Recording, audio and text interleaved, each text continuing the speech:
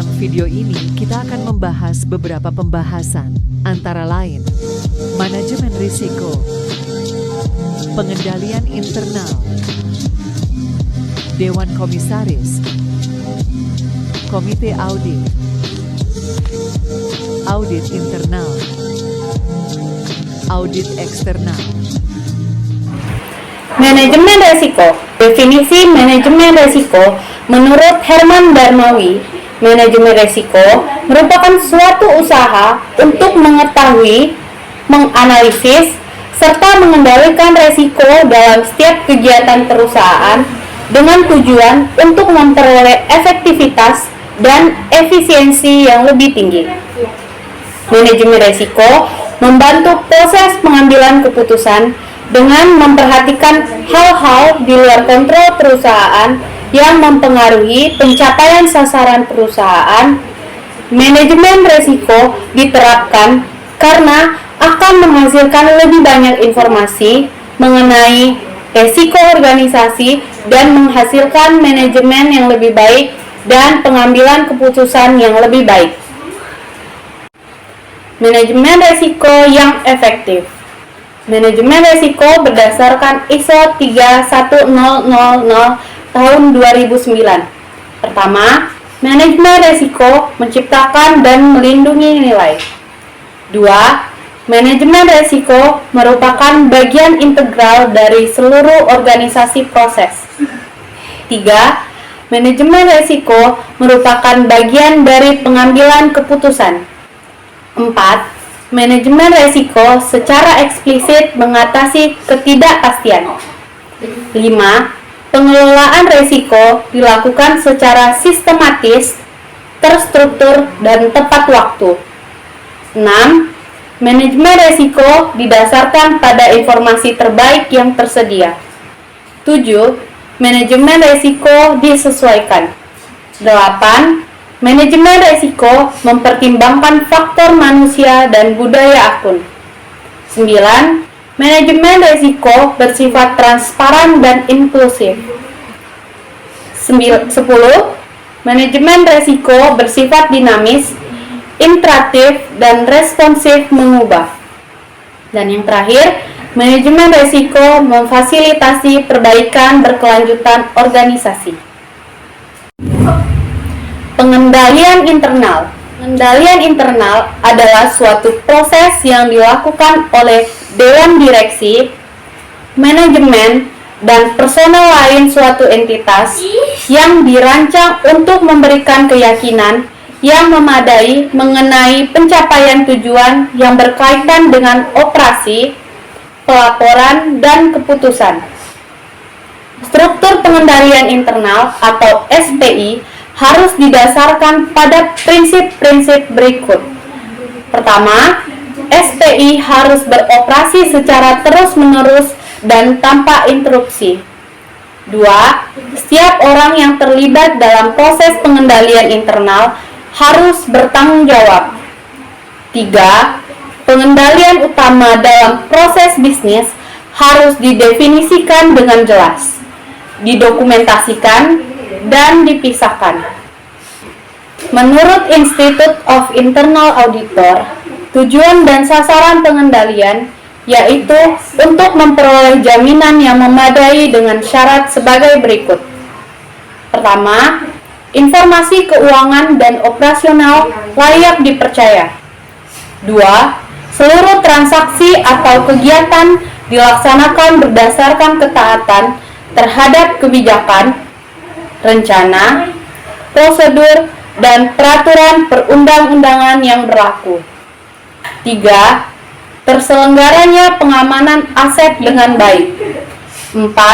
Penggunaan sumber daya dilakukan secara ekonomis. Dan yang terakhir, kegiatan operasional telah ditangani sesuai rencana dan hasilnya telah sesuai dengan tujuan dan sasaran yang ditetapkan.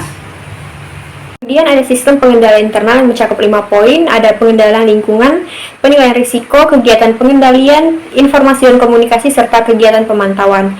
Nah, dalam pengendalian lingkungan ini, seperangkat standar, proses dan struktur yang memberikan landasan itu gunanya untuk melakukan pengendalian internal di dalam seluruh organisasi. Kemudian yang kedua ada penilaian risiko, di mana penilaian risiko ini merupakan proses mengidentifikasi dan menilai risiko untuk mencapai tujuan dari perusahaan tersebut. Yang ketiga ada kegiatan pengendalian. Dalam kegiatan pengendalian ini tindakannya itu berasal dari kebijakan dan prosedur yang gunanya untuk memitigasi risiko ke tingkat yang dapat diterima. Yang keempat ada informasi dan komunikasi. Dalam informasi dan komunikasi ini perusahaan itu mengidentifikasi, memperoleh serta menyebarkan informasi yang terkait dalam bentuk dan dalam jangka waktu yang memungkinkan bagi karyawan untuk melaksanakan tanggung jawab mereka. Kemudian yang terakhir ada kegiatan pemantauan. Dalam kegiatan pemantauan ini sistem pengendalian internal itu perlu dipantau dari waktu ke waktu gunanya untuk menilai kualitas kerja sistem dari mereka. Selanjutnya akan masuk dalam Dewan Komisaris. Nah, teman-teman tahu nggak sih apa tugas dari Dewan Komisaris itu? Jadi, tugas dari Dewan Komisaris itu untuk melakukan pengawasan, gunanya itu untuk terus meninjau, memastikan perusahaan itu meninjau pengendalian internalnya. Gunanya itu ya untuk perusahaan itu dapat mencapai tujuannya secara maksimal, serta dapat memberikan nasihat kepada Dewan Direksi. Selanjutnya ada Komite Audit. Nah, Komite Audit itu di sini tugasnya itu untuk membantu Dewan Komisaris dalam melaksanakan tanggung jawabnya, pengawasan atas manajemen, risiko, pelaporan keuangan, pengendalian, serta tata kelola. Kemudian masuk dalam fungsi Komite Audit. Yang pertama itu ada meninjau informasi terkait dengan keuangan yang dipublikasikan oleh perusahaan. Nah, maksudnya di sini itu yaitu analisis keuangan. Jadi Komite Audit itu mengevaluasi bagaimana sih kinerja dari suatu perusahaan tersebut. Yang kedua ada memantau kepatuhan perusahaan terhadap undang-undang. Maksudnya di sini itu jadi dalam setiap perusahaan itu kan pasti ada peraturan dan kebijakannya, dan bagaimana karyawan itu dapat memenuhi kebijakan yang diberlakukan dalam suatu perusahaan tersebut. Kemudian yang ketiga ada mengevaluasi dan memberikan rekomendasi kepada Dewan Komisaris. Maksudnya di sini itu yaitu berarti itu melakukan penilaian terhadap kinerja, kebijakan, serta keputusan yang diambil oleh Dewan Komisaris. Kemudian yang keempat ada meninjau pelaksanaan audit oleh auditor internal dan memberi tanggapan. Maksudnya di sini yaitu memastikan bahwa auditor itu telah melakukan auditnya dengan benar dan sesuai dengan standar audit internal yang berlaku. Yang kelima ada menjaga kerahasiaan dokumen, data, serta informasi tambahan. Kemudian kita masuk materi selanjutnya yaitu komposisi komite audit. Apa aja sih yang kriteria yang harus dipenuhi oleh komite audit itu? Jadi itu yang pertama itu komite audit itu harus memiliki integritas yang tinggi, keterampilan yang tinggi, pengetahuan, serta dapat berkomunikasi yang baik. Nah, yang kedua ada memenuhi kode etik perusahaan. Jadi di setiap perusahaan itu kan pastinya memiliki kode etik, entah etika bisnis, etika kerja. Jadi komite audit ini harus bisa memenuhinya dan tidak melanggar kode etik tersebut. Ketiga di sini ada bersedia untuk meningkatkan kompetensi dengan pendidikan dan latihan. Jadi seorang komite audit itu harus memiliki kemauan dan komitmen untuk terus belajar dan belajar sehingga kemampuannya itu lebih kompeten dan bisa diandalkan di bidangnya. Keempat, ini salah satu anggota itu harus memiliki latar belakang di akuntansi dan keuangan. Jadi komite audit ini harus memiliki basic di bidang akuntansi dan keuangan. Kemudian yang kelima ada komite audit tidak boleh memiliki kepemilikan saham baik secara langsung maupun tidak langsung. Jadi maksudnya itu komite audit ini tidak boleh memiliki saham perusahaan yang diawasi oleh komite tersebut. Nah, yang terakhir ada bahwa komite audit itu tidak boleh mempunyai hubungan bisnisnya itu baik yang berkaitan dengan kegiatan bisnis yang lain. Pertemuan Komite Audit. Komite Audit harus mengadakan pertemuan setiap triwulan, artinya harus mengadakan 4 kali dalam setahun. Pertemuan rutin ini bertujuan untuk memastikan bahwa Komite Audit secara berkala meninjau dan mengawasi efektivitas tata kelola perusahaan, manajemen risiko, dan proses pelaporan keuangan. Dalam pertemuan rutin ini, keputusan rapat diambil berdasarkan mufakat. Akan tetapi, jika tidak tercapai, maka akan diambil berdasarkan suara terbanyak. Semua hasil rapat harus dicatat dan risalahnya harus memuat perbedaan pendapat yang muncul selama rapat itu berlangsung. Artinya, setiap anggota komite audit yang tidak setuju dengan keputusan yang diambil tetap memiliki kesempatan untuk mencatat ketidaksetujuannya itu di dalam risalah rapat tersebut. Risalah rapat adalah dokumen yang berisi catatan tertulis tentang diskusi utama, keputusan, dan tindakan yang dibahas selama rapat tersebut. Akses terhadap informasi dan sumber daya. Dalam mengakses, anggota harus memiliki akses tanpa batas terhadap semua dokumen dan informasi perusahaan. Hal ini untuk memastikan bahwa komite audit memiliki informasi yang lengkap dan akurat untuk menjalankan tugasnya. Sumber daya yang harus diberi kepada komite audit untuk memenuhi fungsinya yaitu dana, staf, dan akses eksternalnya. Audit internal. Audit internal bertanggung jawab untuk memastikan bahwa pengendalian internal memadai dan efektif, sehingga mampu untuk melindungi organisasi dari kerugian dan dapat mengevaluasi lingkungan pengendalian, menilai risiko, serta memberikan saran untuk perbaikan. Audit internal memiliki tugas dan tanggung jawabnya. Yang pertama, untuk menyiapkan dan melaksanakan rencana audit tahunan. Yang kedua, mengkaji dan mengevaluasi pelaksanaan pengendalian internal.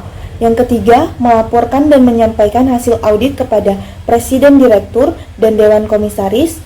Yang keempat, bekerja sama dengan komite audit. Yang terakhir, melakukan audit dan menilai efisiensi serta efektivitasnya di bidang keuangan. Audit eksternal. Peran audit eksternal adalah untuk menyatakan pendapat mengenai apakah laporan keuangan perusahaan tersebut disusun sesuai dengan kerangka pelaporan keuangan yang ditentukan dan apakah laporan tersebut dapat diandalkan. Audit eksternal ini memberikan pendapat independen kepada pemegang saham. Artinya, audit eksternal ini tidak memiliki hubungan dengan perusahaan yang diaudit, sehingga mereka dapat memberikan opini yang objektif dan tidak bias. Oke, perkenalkan saya sebagai pemateri keempat akan menjelaskan hak dan kewajiban perseroan. Nah, di sini saya akan menjelaskan beberapa contoh dari hak dan kewajiban yang ada di perseroan dalam proses mengaudit. Nah, yang pertama adalah hak yang dimiliki oleh perusahaan yang diaudit. Yang pertama adalah memilih auditor eksternal yang memenuhi persyaratan sah praktiknya profesional di Indonesia. Selanjutnya, ada meminta auditor eksternal untuk memberikan rincian yang relevan. Lalu selanjutnya adalah menolak memberikan informasi yang tidak relevan dengan tujuan pemeriksaan.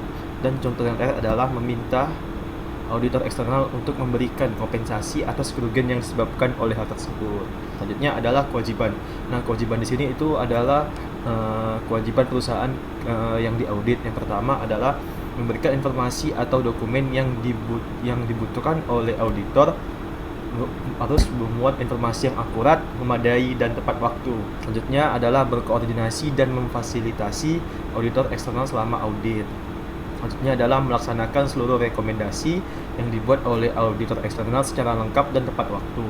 Dan yang terakhir adalah tidak melakukan upaya untuk menghalangi atau merintangi ruang lingkup audit. Oke, selanjutnya adalah janji temu atau appointment. Nah, auditor eksternal perusahaan publik harus independen dan terdaftar di OJK. Audit eksternal dilakukan oleh kantor akuntan publik. Nah, sebagai auditor eksternal, Kementerian Keuangan telah mengatur beberapa persyaratan yang harus dipenuhi oleh akuntan publik agar dapat memperoleh izin, terutama persyaratan untuk memenuhi standar ketika memberikan jasa akuntan publik. Nah, yang pertama adalah standar profesional akuntan publik yang akan ditetapkan oleh Indonesia, yaitu oleh Institut Akuntan Publik Bersertifikat. Selanjutnya adalah yang kedua ada kode etik profesi akuntan publik yang ditetapkan oleh Institut Akuntan Publik Indonesia. Dan yang ketiga adalah seluruh peraturan perundang-undangan yang relevan dengan jasa akuntan publik. Nah, selanjutnya adalah remunerasi. Nah, remunerasi ini berkaitan dengan kompensasi perusahaan kepada karyawannya sebagai bentuk apresiasi kerja yang bisa berupa tunai maupun non-tunai yang sudah ditinjau oleh biaya auditor eksternal dan menyampaikan rekomendasinya kepada Dewan Komisaris. Nah, dalam memberikan remunerasi ini terdapat beberapa perhitungan biaya jasa audit yang dapat diterapkan oleh auditor dan perusahaan yang diaudit. Nah, yang pertama adalah remunerasi yang biayanya sesuai dengan jam kerja praktik auditor dan tarif per jam. Nah, selanjutnya yang kedua adalah tarif biaya yang sesuai dengan layanan yang diberikan dengan biaya yang disepakati. Selanjutnya yang ketiga adalah menurut masing-masing jasa audit dengan tarif dalam persentase nilai kontrak atau proyek. Dan yang terakhir adalah remunerasi yang diberikan berdasarkan kontrak audit multi periode dengan tarif biaya tetap untuk satu periode, untuk setiap periode. Selanjutnya adalah pelaporan atau reporting. Auditor eksternal menyajikan kesimpulan atas keandalan laporan keuangan perusahaan serta kepatuhan terhadap prosedur akuntansi dan menyampaikannya kepada direksi paling lambat 3 bulan sejak akhir tahun buku. Nah, di dalam laporan audit tahunan itu ada mengikuti beberapa hal terkait. Yang pertama adalah pendapat mengenai keakuratan laporan dan keuangan perusahaan dokumen. Dan selanjutnya yang kedua adalah informasi mengenai pelanggaran akuntansi atau keuangan yang ditemukan dalam prosedur pelaporan, aturan pengungkapan atau peraturan perundang-undangan terkait lainnya. Nah, selanjutnya ada kewajiban. Nah, kewajiban ini bentuk tanggung jawab atas menanggung risiko yang terkait dengan ketidakakuratan opini audit serta kegagalan dalam menerapkan standar akuntansi internasional dan kode etik akuntan profesional dengan benar. Nah, pertama ada tanggung jawab perdata. Nah, dasar dan ketentuan tanggung jawab perdata biasanya ditentukan dalam kontrak antara auditor dan perusahaan audit dan perusahaan yang diaudit. Auditor atau firma audit yang berlisensi harus menjaga kerahasiaan mengenai operasional perusahaan. Nah, tentunya adalah tanggung jawab administratif. Nah, peraturan audit dan akuntansi menyatakan bahwa auditor yang berlisensi memikul tanggung jawab administratif jika ia melakukan tindakan tertentu termasuk dalam sanksi administratif berdasarkan peraturan perundang-undangan yang berlaku di Indonesia mengenai akuntan publik. Ini adalah tanggung jawab pidana. Nah, auditor juga mempunyai izin dapat dituntut karena melakukan tindakan tertentu yang dianggap sebagai tindakan pidana berdasarkan peraturan perundangan yang berlaku di Indonesia. Selanjutnya adalah penerapan pada perusahaan. Nah, saya di sini akan membahas terkait contoh praktik pada perusahaan. Nah, yang pertama adalah pengendalian internal pada PT Telekomunikasi Indonesia. Nah, PT Telkom sendiri ini menerapkan sistem pengendalian internal yang komprehensif. Nah, mereka tuh mencakup berbagai elemen seperti segregasi tugas, otorisasi yang tepat, rekonsiliasi akun, dan pengawasan anggaran. Nah, Telkom juga melakukan audit internal secara berkala untuk memastikan efektivitas sistem pengendalian internalnya. Selanjutnya adalah penerapan manajemen risiko. Nah, manajemen risiko yang saya ambil contohnya ialah PT Telekomunikasi Seluler TBK. Nah, Telkomsel menerapkan sistem manajemen risiko yang berfokus pada pengelolaan risiko operasional. Nah, contohnya ini mengidentifikasi risiko operasional seperti risiko gangguan jaringan, risiko penipuan, dan risiko pelanggaran data. Telkomsel menerapkan strategi seperti business continuity planning, disaster recovery planning, dan fraud prevention untuk mengelola risiko ini. Sekian dari saya. Sekian dari kelompok kami maksudnya.